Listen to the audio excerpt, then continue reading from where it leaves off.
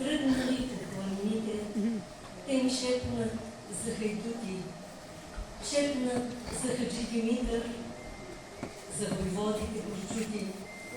Водят разговор листата и за Стефан Караджата. Славят старите дървета, Филип Котовата чета. Тък с полетен склон потрепне и за Левски ми нашепне. Как дошъл от път далечен, в калайджия преоблечен, а се върнал с дрехи нови, уж е най-богат търговец. Люлици ми шумолят, поклони се, в тоя кът падна в битка за народа Христо Ботев, млад войвода. На хайдути за борбите вред ми шепнат планините. Бели български полета чупеха от хляба свой, да нахранят тази чета, за да бъде силна в бой. И запеят ли дървета в късна нощ над Ботев връх, будят смелата момчета и хайдушкия дъх. Слънцето трепти, захожда зад зелената гора. Млад юнак си кони с вожда из железната врата.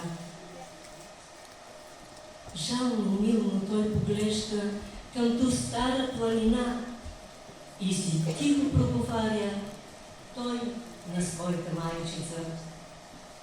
Аз зная, майко, мил съм ти, че може млад да загина. Ах, утре като премина през тиха бяла Дунава. Музикална композиция в памет на героите. Детски хор Звъника, Център за работа с деца, град Плевен.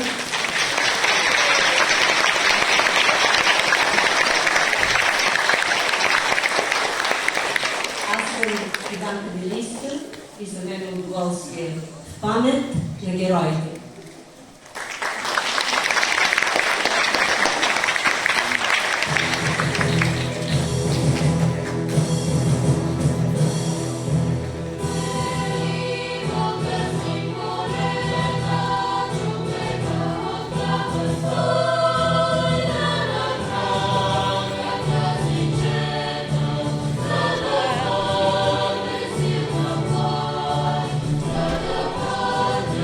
Say